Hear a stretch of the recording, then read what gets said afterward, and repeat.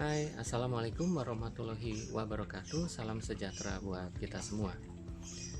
Kembali bertemu dengan Dr. Kanadi dalam sesi diskusi tentang gangguan menstruasi. Pada hari ini saya akan mendiskusikan tentang amenorrhea primer. Apa itu amenorrhea primer? Amenorrhea primer adalah kondisi di mana seorang perempuan belum pernah mengalami menstruasi. Apa yang terjadi pada perempuan yang mengalami kondisi seperti ini? Mari kita coba bahas lebih lanjut. Seorang perempuan normalnya akan mengalami menstruasi di usia 12 tahun. Ini menurut data yang dikumpulkan oleh Center of Disease Control, dan memang hampir rata-rata seorang perempuan mengalami menstruasi pertama kali di usia 12 tahun. Meskipun data-data baru belakangan ini menunjukkan bahwa usia menarki atau usia di mana seorang perempuan mens untuk pertama kalinya semakin maju. Nah, sekarang apa yang perlu kita perhatikan untuk menegakkan definisi amenorrhea primer? Seorang perempuan apabila sudah berusia 14 tahun dan belum pernah menstruasi serta tidak menunjukkan adanya perkembangan organ seks sekunder, maka didefinisikan sebagai amenorrhea primer. Apa yang disebut sebagai organ seks sekunder? Organ seks sekunder adalah organ yang merujuk kepada identitas seksual seseorang, namun tidak merujuk kepada fungsi esensial dalam reproduksi. Contoh organ seks sekunder pada seorang perempuan adalah payudara. Payudara bukan merupakan organ yang esensial dalam fungsi reproduksi, tapi payudara adalah merupakan organ seks yang menunjukkan identitas jenis kelamin perempuan. Mengapa? Karena jaringan payudara adalah jaringan yang sensitif terhadap hormon yang umumnya dominan pada perempuan, yaitu hormon estrogen. Jadi apabila seorang anak usia 14 tahun belum menstruasi dan juga belum menunjukkan perkembangan organ seks sekunder seperti payudara, maka dia patut didefinisikan sebagai amenorrhea primer. Nah, jadi apabila ada seorang anak perempuan sudah berusia 14 tahun namun belum juga menstruasi tapi payudaranya sudah berkembang, maka kita tidak perlu terburu-buru untuk menegakkan diagnosis amenorrhea primer. Tapi anak tersebut bisa kita observasi dulu paling tidak maksimal hingga usia 16 tahun. Apabila dia sudah menginjak usia 16 tahun dan belum juga menunjukkan gejala menstruasi, maka dia pun kita definisikan sebagai amenorrhea primer. Jadi sudah jelas batasan dari amenorrhea primer. Kira-kira apa saja kemungkinan yang dapat mengakibatkan terjadinya amenorrhea primer? Pada bagian pertama diskusi saya telah menyampaikan bahwa ada 4 kompartemen yang bertanggung jawab untuk terjadinya menstruasi. Kompartemen yang pertama adalah alat-alat genitalia atau alat kelamin perempuan yang terdiri dari alat kelamin bagian luar hingga alat kelamin bagian dalam. Alat kelamin bagian luar bisa kita lihat mulai dari tampak bukaan dari liang sanggama atau vagina hingga terus ke dalam hingga mencapai alat genital atau alat kelamin bagian dalam, yaitu rahim, yang merupakan tempat dibentuknya lapisan dinding rahim yang kita kenal sebagai endometrium di bawah pengaruh hormon yang berasal dari indung telur. Jadi kompartemen yang kedua adalah kompartemen indung telur.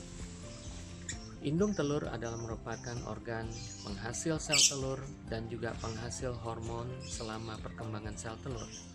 Namun perkembangan sel telur pada indung telur sangat dipengaruhi oleh kompartemen ketiga, yaitu hipofisis.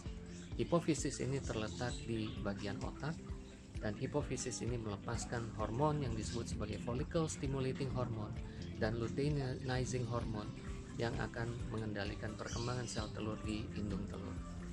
Namun, hipofisis ini ternyata tidak dapat berdiri sendiri karena dia akan dikendalikan oleh kompartemen yang keempat, yaitu hipotalamus yang melepaskan hormon gonadotropin releasing hormone.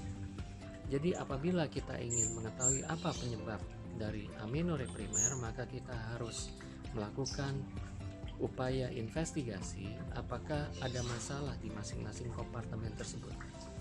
Terutama kompartemen pertama, di mana di situ ada alat kelamin bagian luar atau yang disebut sebagai genitalia eksterna maupun alat kelamin bagian dalam atau genitalia interna. Alat kelamin ini akan terbentuk sempurna pada masa si bayi perempuan ini masih berada di dalam kandungan ibunya.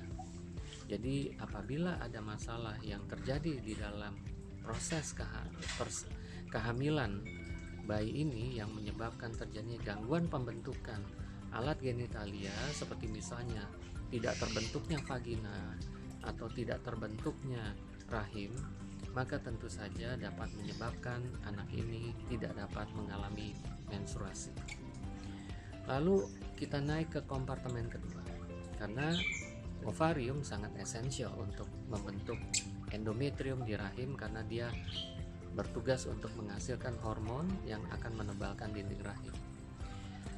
Ovarium juga akan terbentuk pada saat bayi perempuan ini berada di dalam kandungan ibunya, dan tentunya pembentukan ovarium ini sangat kompleks karena juga merupakan fungsi dari kromosom seks. Jadi seringkali kita menemukan adanya gangguan fungsi dari ovarium atau indung telur yang diakibatkan karena indung telur ini tidak terbentuk normal. Kenapa dia tidak bisa terbentuk normal? Karena salah satu faktor yang menentukan pembentukan indung telur adalah kromosom seks. Kromosom seks adalah pembawa sifat yang berasal dari orang tua dan datang pada saat terjadi proses pembuahan. Sebagian kromosom seks datang dari ayahnya dan kromosom seks yang satu lagi datang dari ibunya, di mana kalau ini adalah seorang perempuan, maka kromosom seks yang normal adalah XX. Jadi kromosom X yang satu dibawa oleh sperma, sementara kromosom X yang satu dibawa oleh sel telur ibunya. Nah, apabila terjadi kelainan kromosom seks, maka bisa dipastikan maka perkembangan indung telur akan menjadi tidak normal. Lalu selanjutnya, mekanisme yang juga penting dalam pengendalian menstruasi adalah otak. Apabila ada hal-hal yang menyebabkan terjadinya gangguan perkembangan bagian otak seperti misalnya hipofisis atau pituitary atau hipotalamus, maka bisa dipastikan pasti akan terjadi gangguan pelepasan sinyal-sinyal yang sangat dibutuhkan oleh indung telur untuk memulai proses perkembangan sel telur dan juga diikuti dengan produksi steroid hormon. Jadi selain kelainan bawaan tadi, maka kita juga harus hati-hati apakah ada kelainan-kelainan tertentu di otak yang juga dapat mengganggu proses produksi maupun distribusi dari hormon-hormon yang dilepaskan oleh hipotalamus atau hipofisis untuk mengendalikan perkembangan sel telur dan produksi hormon di indung telur. Jadi kira-kira itu yang bisa menjadi penyebab kenapa seorang perempuan tidak bisa menstruasi atau kita sebut sebagai amenorrea primer. Kita akan bertemu kembali di kuliah berikutnya. Semoga apa yang disampaikan bermanfaat. Wassalamualaikum warahmatullahi wabarakatuh. Salam sejahtera buat kita semua.